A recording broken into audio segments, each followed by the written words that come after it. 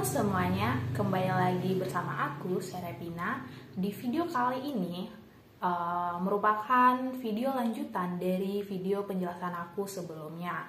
Masih membahas bab yang sama, yaitu bab 5 tentang transaksi entitas induk dan entitas anak, persediaan dan jasa. Mau tahu gimana penjelasan dari video aku? Selamat menyaksikan. Oke, sekarang kita fokus di bab 5 ini untuk transaksi entitas induk dan entitas anak dalam kaitannya dengan penjualan, persediaan, dan pembelian jasa.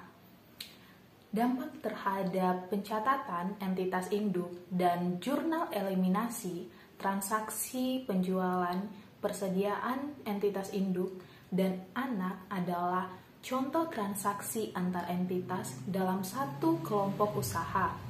Dalam transaksi itu pasti memunculkan adanya keuntungan atau kerugian. Keuntungan atau kerugian yang muncul tersebut ada yang dikatakan belum terrealisasi, ada yang sudah terrealisasi. Dalam periode tersebut, kapan keuntungan atau kerugian itu sudah terrealisasi? Maka jawabannya adalah ketika barang dagangan yang dijual dari PT Induk kepada PT Anak itu dalam periode yang sama itu sudah terjual semuanya oleh PT Anak ke perusahaan non-afiliasi. Maka hal itu dikatakan keuntungan sudah terrealisasi dalam periode yang sama. Tapi kalau seandainya PT Induk menjual pada PT Anak tahun 2019 hingga sampai 31 Desember 2019, ternyata barang dagangan oleh PT Anak tadi yang dibeli dari PT Induk itu belum terjual, maka keuntungan atau kerugian dari PT Induk dan Anak belum dikatakan terrealisasi. Kalau dia dikatakan belum terrealisasi, maka harus ada pencatatan yang dilakukan di perusahaan induk untuk menangguhkan keuntungan atau kerugian tersebut. Lalu, jurnal eliminasi terkait transaksi jual beli persediaan antar entitas induk dan anak tergantung pada posisi persediaan pada akhir periode. Ketika seluruh persediaan yang diperoleh dari induk sudah terjual ke perusahaan non-afiliasi, maka akan terbagi menjadi 3 skenario. Yang skenario yang pertama yaitu sebagai contohnya, persediaan yang dibeli PT Samudra terjual semuanya pada periode sekarang dengan harga jual sebesar 16 juta. Lalu ada skenario kedua yaitu seluruh persediaan dari PT Palapa belum terjual sampai dengan akhir periode. Lalu skenario yang ketiga yaitu ada sebagian dari persediaan yang diperoleh PT Samudra dari PT Palapa baru sebagian yang terjual sebesar 75%, yaitu sebesar 12 juta. Untuk skenario yang ke-1 yaitu seluruh persediaan terjual kepada perusahaan non-afiliasi pada periode yang sama dengan ketika PT Anak memperoleh barang dagangan tersebut, maka gambarannya PTP atau PT Induk dan ada PTS, kemudian dimulai dari PTP menjual kepada PT Induk dengan harga jual sebesar 10 juta. Sebelumnya, PTP memperoleh barang dagangan tersebut sebesar 16 juta dari perusahaan non-afiliasi. Yang di luar dari kotak itu merupakan perusahaan non-afiliasi. Kemudian, PTP menjual barang dagangan tadi dengan harga 10 juta. Maka bagi PTP, 10 juta itu adalah penjualan di mana HPP-nya sebesar 6 juta. Bagi PTS, yang 10 juta itu adalah harga perolehan.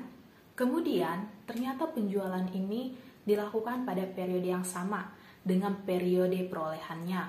Maka, jurnal eliminasi dibuat untuk menghapus penjualan dan untuk menghapus HPP.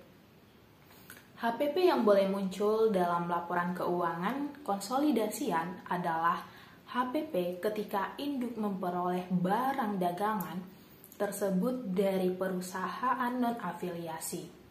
Lalu, penjualan yang boleh muncul dalam laporan keuangan konsolidasian adalah penjualan dari PT Anak ketika menjual kepada PT non-afiliasi.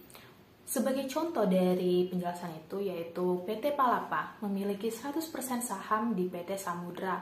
Selama tahun 2019 terdapat transaksi penjualan persediaan dari PT Palapa sebagai perusahaan induk kepada PT Samudra sebagai perusahaan anaknya, yaitu sebesar 10 juta, HPP-nya 6 juta.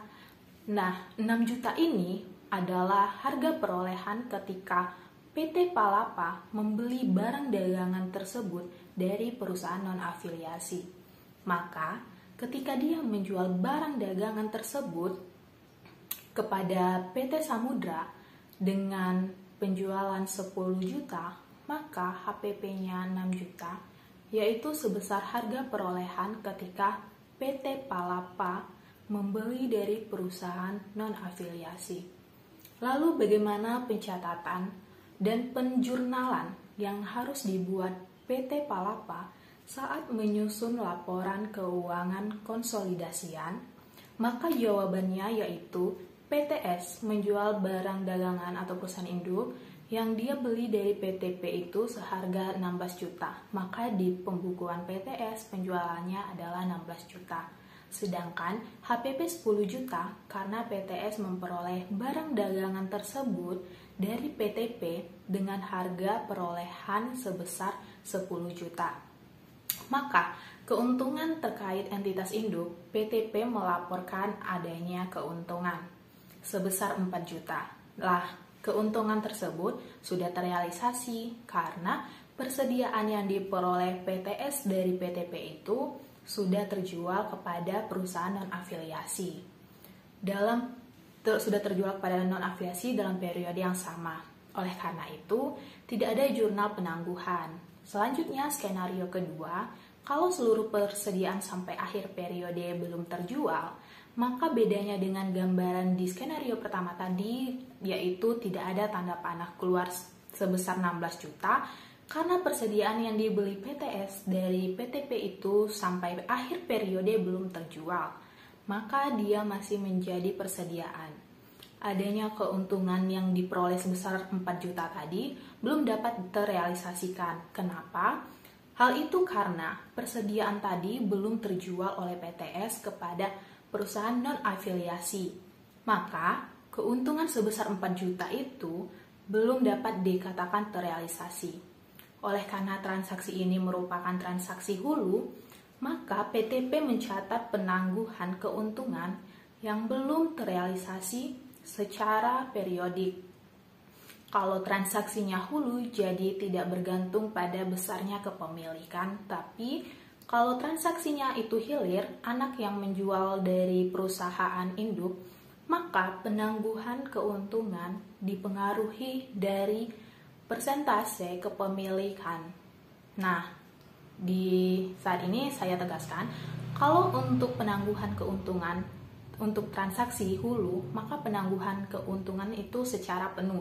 Tapi kalau untuk hilir, anak yang menjual pada PT induk, maka penangguhan keuntungannya itu dipengaruhi oleh persentase kepemilikan. Selanjutnya yaitu skenario yang ketiga.